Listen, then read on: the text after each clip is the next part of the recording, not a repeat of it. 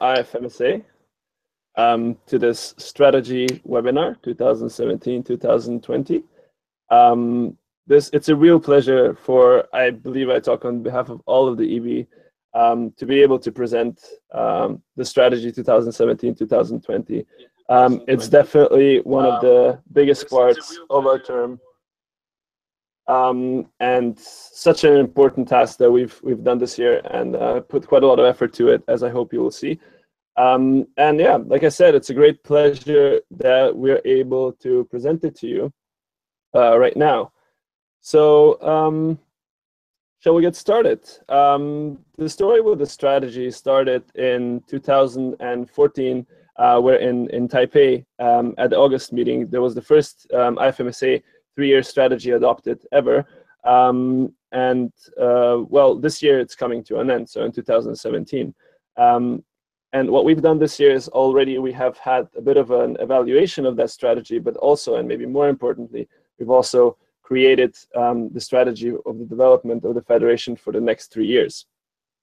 So the process will be explained by Omar, but just maybe to mention that this was a really, we tried to make it as inclusive as possible, because a strategy can only live if it really comes from the members. So that was one of the main guiding principles of creating the strategy. And we also had some professional help from Mr. Henning Benson, who was our external guiding us through the process. And maybe just a shout out to him, a big thank you for making this all possible. So now going into the process of the IFMSA strategy, which will be explained by Omar. Omar, the floor is yours. I'm afraid Omar's internet is not working at this point of time. So do you think you could explain it, Andrea, yes, for us? Of course. Just one heads up before explaining that. I can see that my screen, I'm not sure if it's sharing the PowerPoint. Can you make sure that it does that?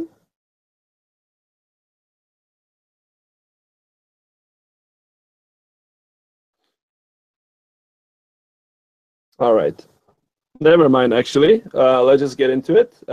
These documents are all online, so even if you don't have a graphic representation right now, everyone who's watching the webinar can still see it afterwards, and in the document that was sent to the Animo server. So as I said before, we tried to make this process as inclusive for the members as possible, and that meant having quite a lot of consultations. Now I've counted them, and I think we had 11 different channels of getting information for this process. Some of them were live, so we did these consultations at regional meetings mostly. So we were at the African regional meeting, at the Americas regional meeting, at the EMR regional meeting. We also did part of the consultation in the March meeting. And then we also had a bunch of online consultations. So we had one specific for the officials, and then for the members of the European and the Asia Pacific regions, and just a general one in a Facebook group where basically any member could provide their input on what they want IFMSA to be in 2020. In addition to that, we also contacted the alumni and board of recommendation members, some external partners, and international assistants, program coordinators, and the people we work with professionally. So the Academic Medical Center, which holds our secretariat, of course. In addition to that, we kind of got that information later, and we put it together with the help of our officials in Team Officials Meeting 2 in Zagreb, and also the Team Officials Meeting 4 in Morocco, where we came up with basically the basis for the strategy that you see it now. And in addition to that, we kind of started and ended the process within the executive board. So we had our first strategy meeting in November, at the end of November in Denmark, where we kind of set the whole process in advance.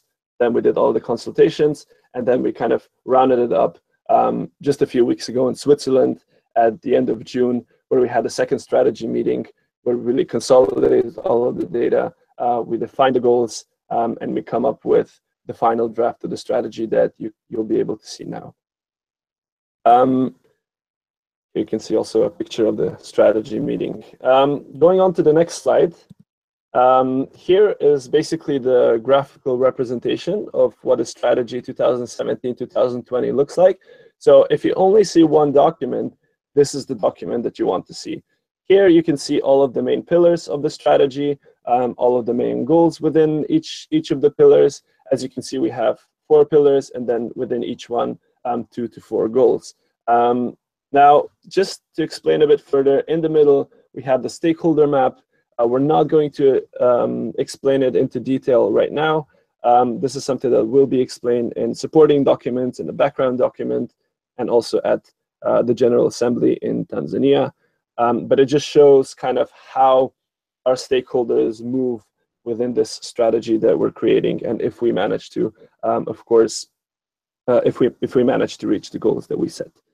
Now, without further ado, we're going on to the 4 pillars, presenting them a bit more in detail so that you'll have an idea of what it looks like, and also be able to ask questions, basically. And the first pillar is Secretariat and Financial Administration, which will be taken over at first by Omar.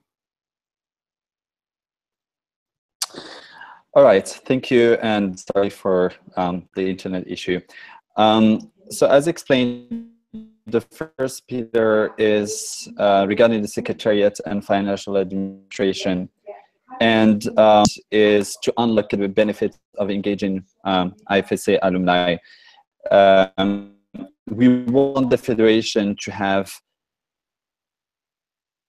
structure to allow engagement of alumni across all fields of work. Our Federation has been existing for 65 years to engage all the alumni and all their experiences and share that with our Federation and our members, and also so they can share all the opportunities with us. That is it for the first point, and then I'll leave it.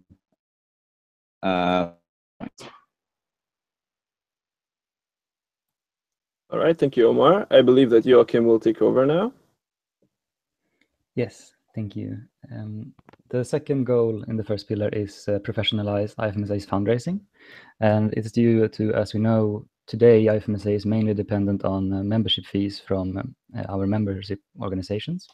And we're also below what we actually need to fully cover the things that we want to do. So the goal here is to broaden our income base, to professionalize it more and make it more sustainable for the long term by utilizing knowledge from people working with it in a more professional and a more continuous fashion, than relying on members who are elected to positions that change every year. Yes, and with that I will leave over to Dominic for the third goal.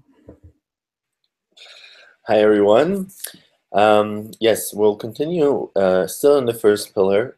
The third strategic goal reads, increase the resilience and sustainability of IFMSA's administration.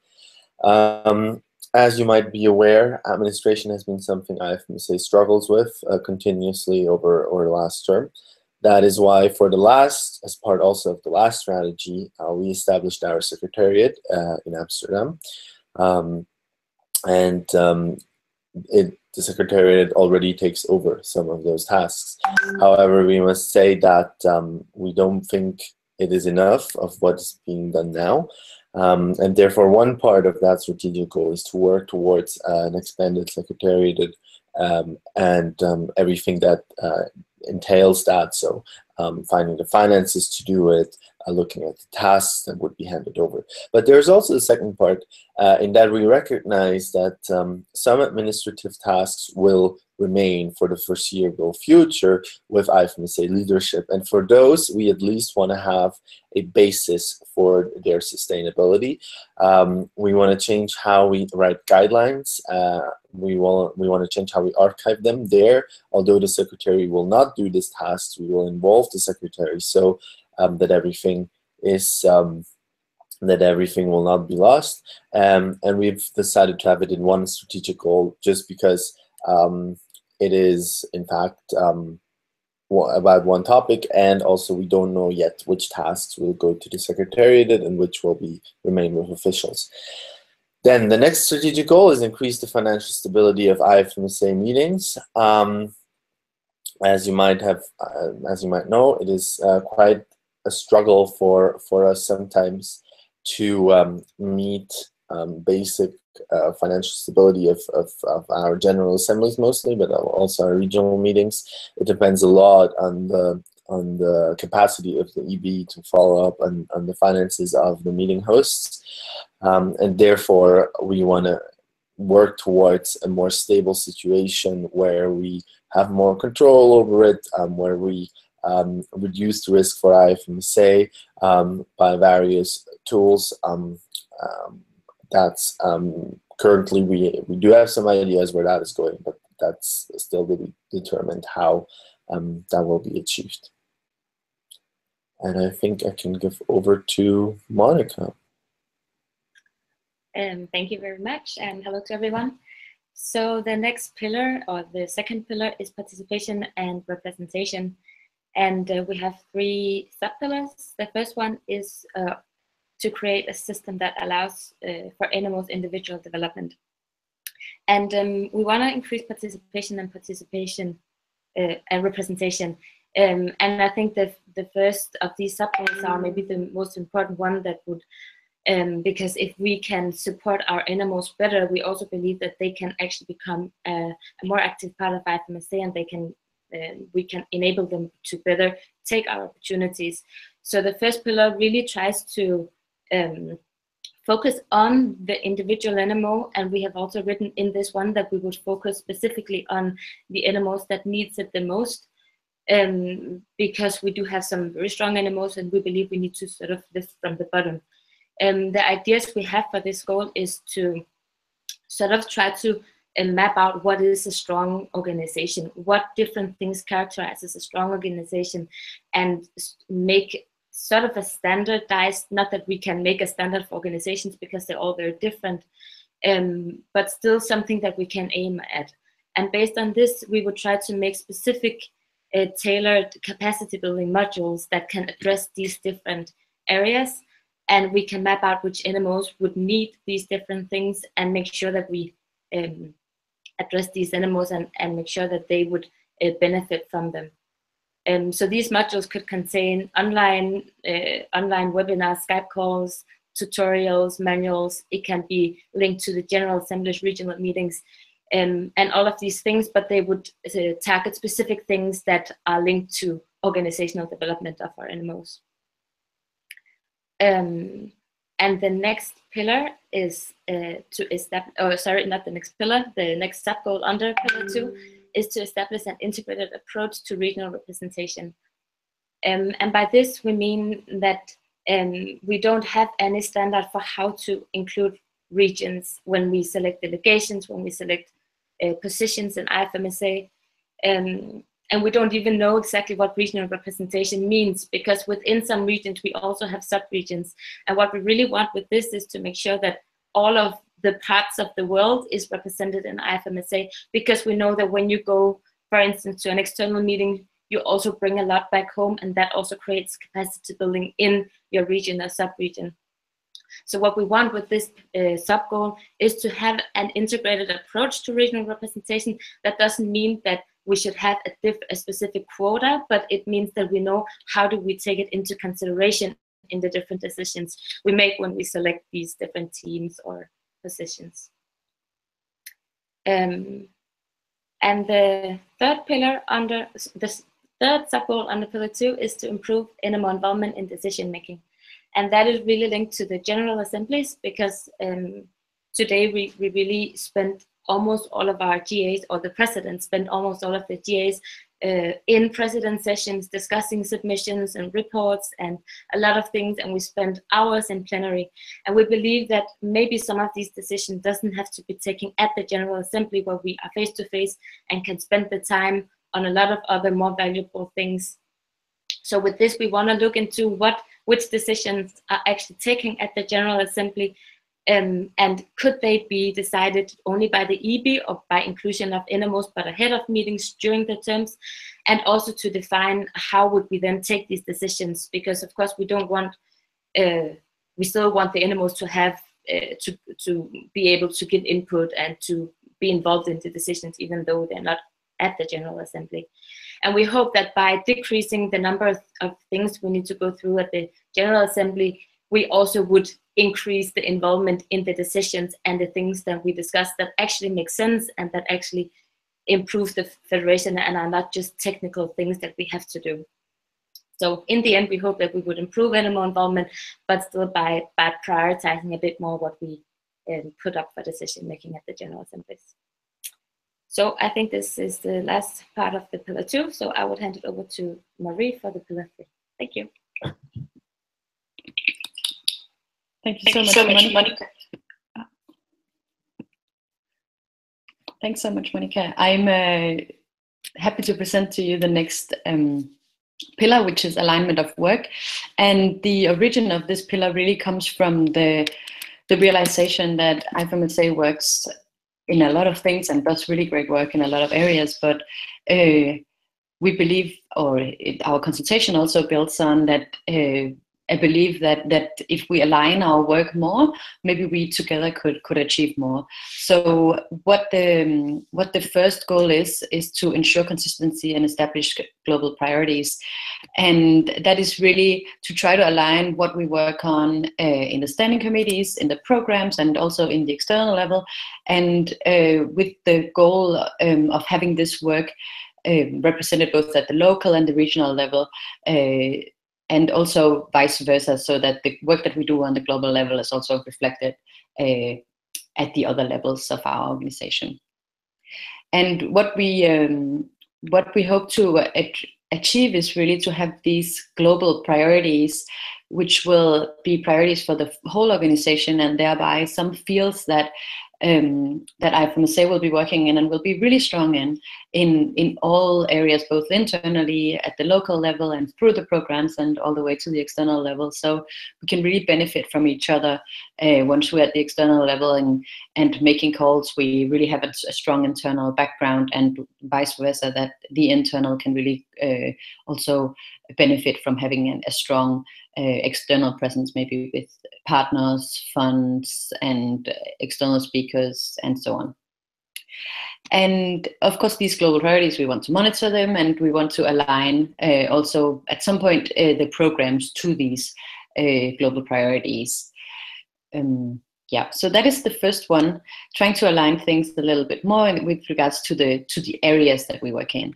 The second one is to have a clearly defined tasks and responsibilities of the different positions in IFMSA.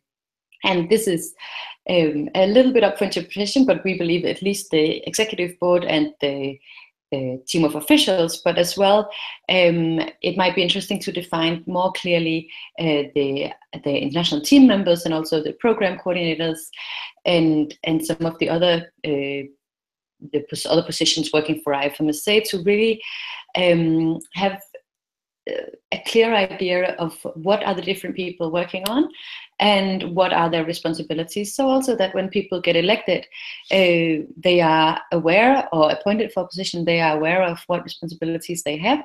And before they run for a position, it's also possible to actually qualify yourself even more to take on the job that you're elected for. And we also believe that can make sort of happier officials and happier people working for IFMSA, and so that when they start their job, they might be even better prepared.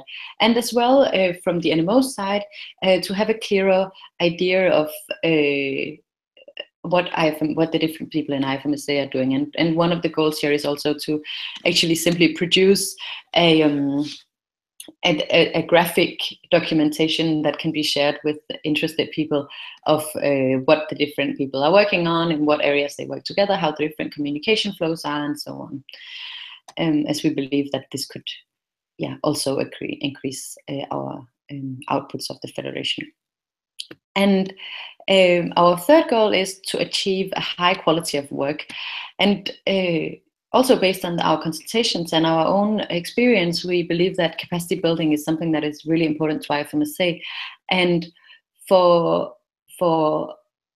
to allow that both our NMOs and at the global level, we can have a high quality of work, there must be a strong capacity building sector in IFMSA, so that it is possible actually to achieve all of the skills that you need to become a good member of IFMSA or be good in your position in IFMSA. You really need to be able to get these skills in IFMSA, because how could we otherwise expect people to have these skills?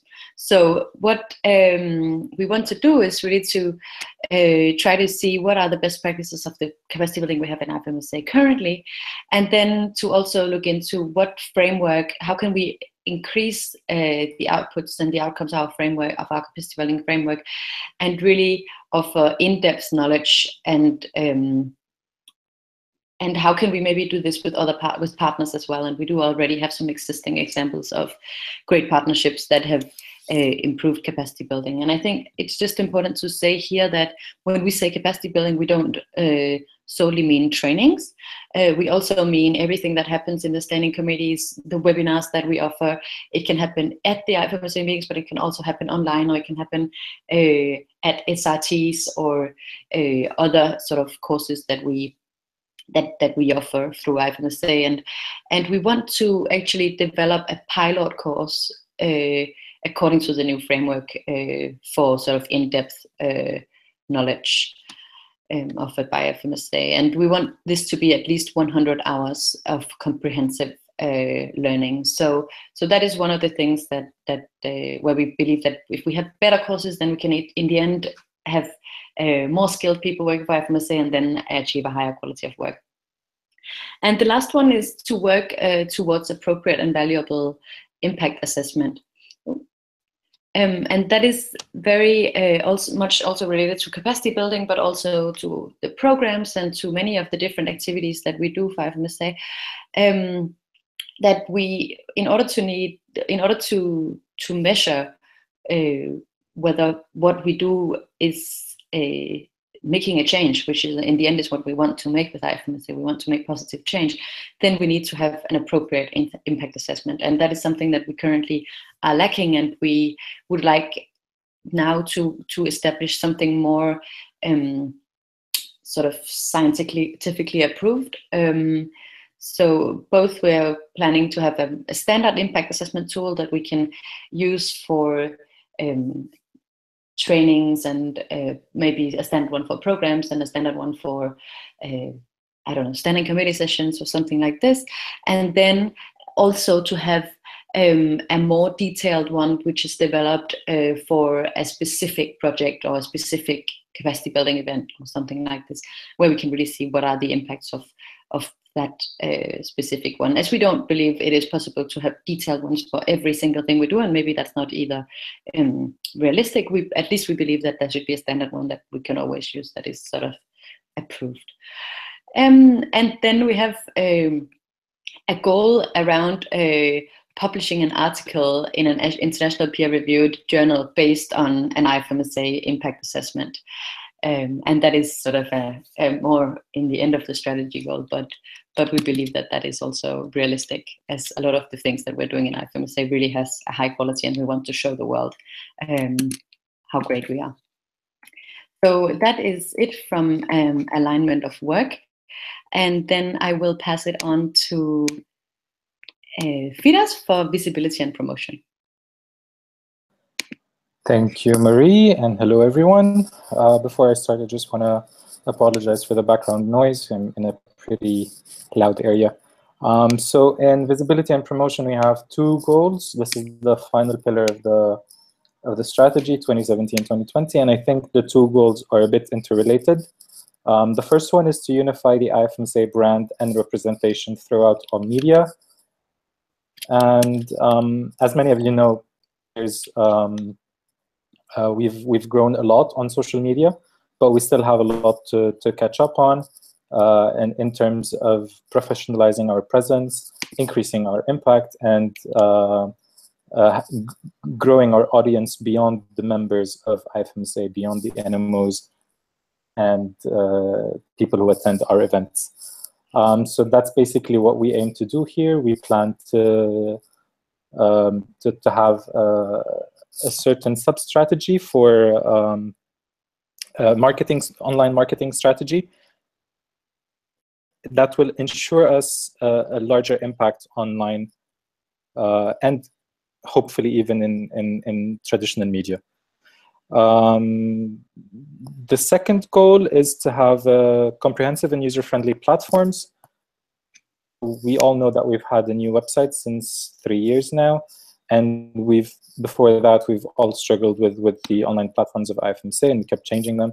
So the idea here is to further develop the current website and include all of the information that is still missing on it, and ensure that everyone can use it with ease and find the information that they are looking for, whether they are a member of IFMSA or an external partner that is just looking to know more about us.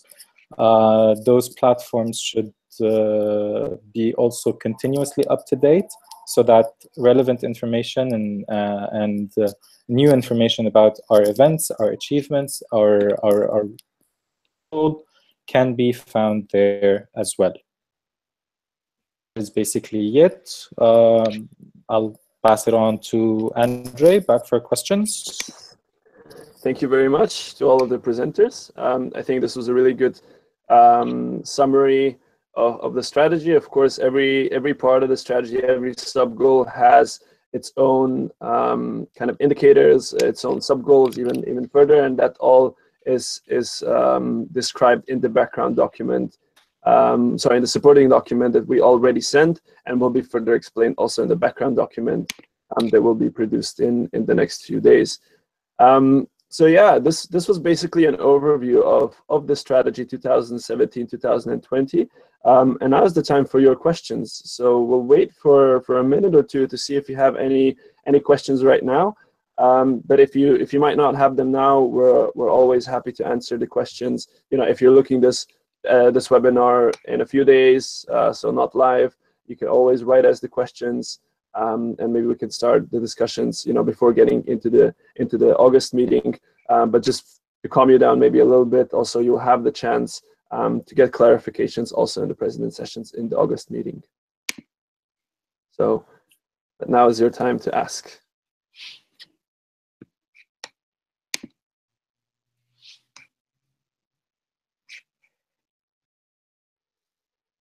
All right, so we have a question from Thorsten about the alumni. So what benefits would you expect with regards to the alumni group? That would be the first question. Omar, do you want to take that, or do you want me to take over? You're muted, by the way. Yes, sure, I can take that. So the point here is that IFMSA has never used the entire alumni network, and we see a lot of advantages that we can use and get a lot of benefits that we can get from the alumni. We see mainly sharing of experience. We can use our alumni as institutional memory. A lot of issues that we might have currently most probably have already happened in the past, but then so that's why our alumni are very useful in that sense, so they can actually share the experience with us on how they manage these issues in their time.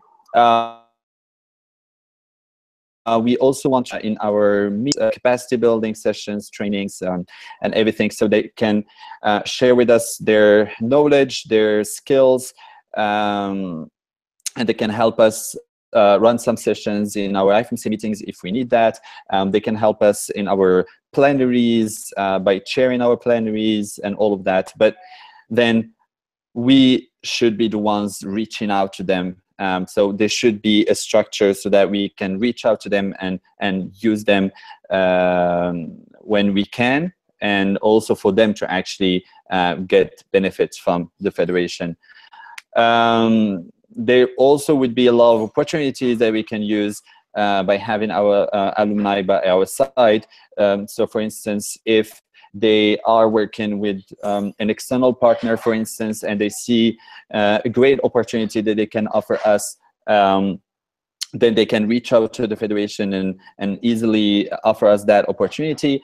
If they are working in a certain hospital, they can help us with our exchanges, professional and research exchanges. They can be tutoring our exchange students. But again, we need to gather them and we need to use them in that sense.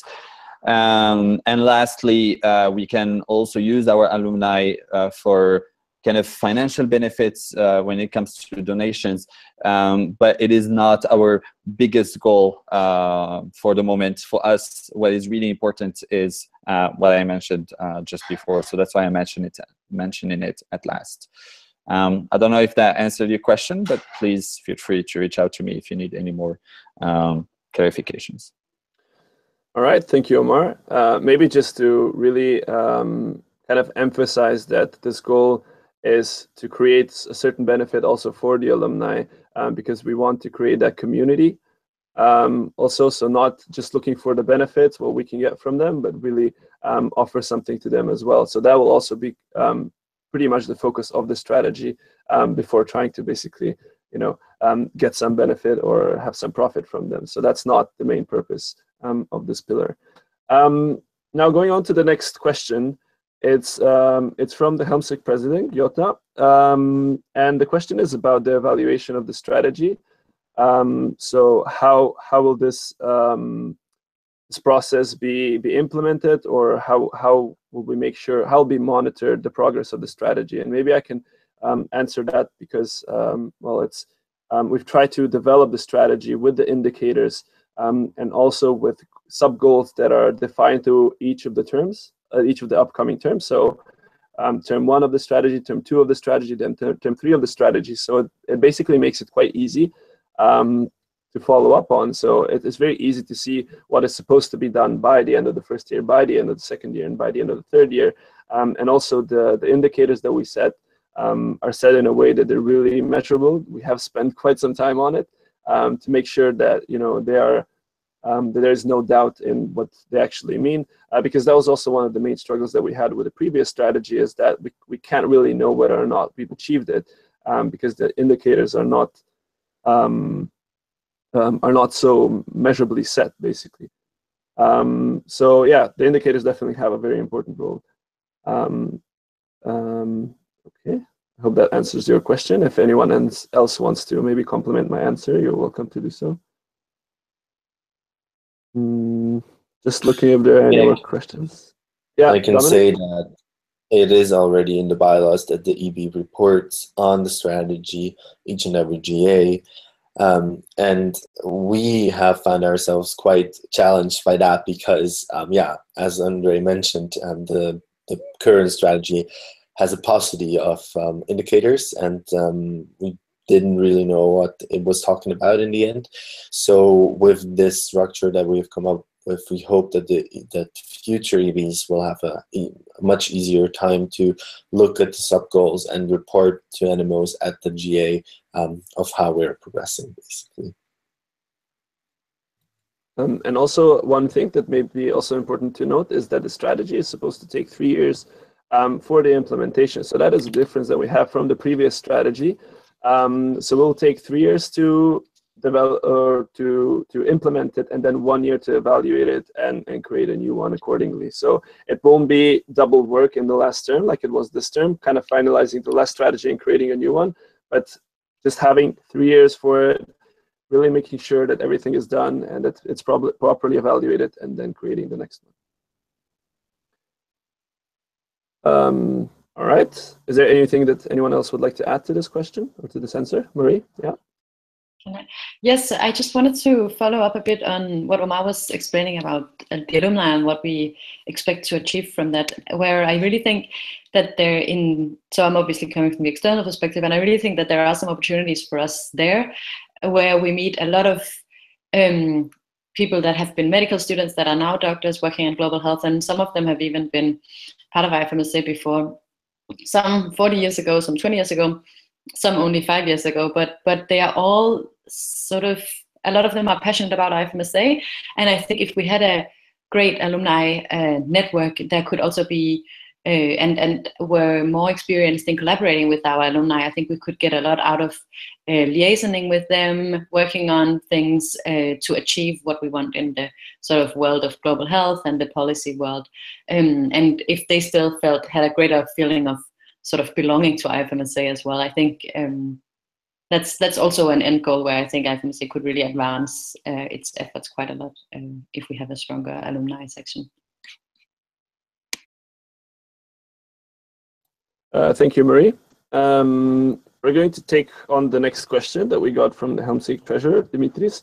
Do you see any threats or disadvantages on the incentive of using a professional fundraiser for the IFMSA? So that's the question. I guess I'll give a few seconds for Joachim to think about the answer. Yeah, all right. There are different versions, and of course we have to evaluate which one would be most beneficial for IFMSA. But basically, as we identified so far, we can go in at least 2 different tracks. It would be one to contract a professional fundraiser, and then there is one version of the contract that basically states that you, as a professional fundraiser, you receive a certain percentage of the funds that you raise for the organization you work for, which in that case works both as an incentive for raising more, but also is a safer way for an organization that doesn't have too much means, because you are guaranteed to receive something in return for what you pay. And the other way of having a more perhaps secure and long-standing solution would be, of course, to extend the secretariat and have people actually hired to work on fundraising, which then also could take on more types of fundraising than perhaps a contract one. This, of course, is more of an investment, because we can be sure to pay more in salary for the first few years before that investment actually returns, which is something to consider before taking that step as well. Thank you, Joachim. Maybe another challenge that we might face with a professional fundraiser is that they might not be aware of the ethical principles by which IFMSA runs. That is also why under this goal, there's a sub-goal that really defines that these ethical principles of fundraising within IFMSA need to be made. And then also a person who will be doing this professionally needs to abide to those principles. So that is one thread that we have identified throughout the process and already addressed. Okay. There are no further questions at the moment, but maybe we can wait for a minute or two longer. And then, like I said before, if you're not watching this live, you can always just send us a question. We're always happy to discuss these things before we actually get to a decision of adopting the strategy. So there will be ample space online and also in the president sessions to discuss these things. And of course, now, if you're here.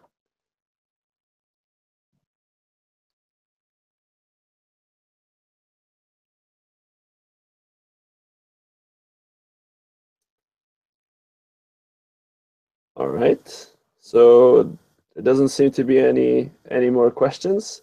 So I would like to thank all of the people who have listened to this webinar and all the people who still will. And of course, a big thank you also for all of the presenters for taking your time and presenting this work. And in the end, a big thank you to everyone who's worked on this strategy to really create it. A strategy of the members of the federation for the federation, and I think that's a process and a product that I think all of us can really be proud of. So thank you very much, and I guess see you soon. Bye. Goodbye. Bye. See you soon.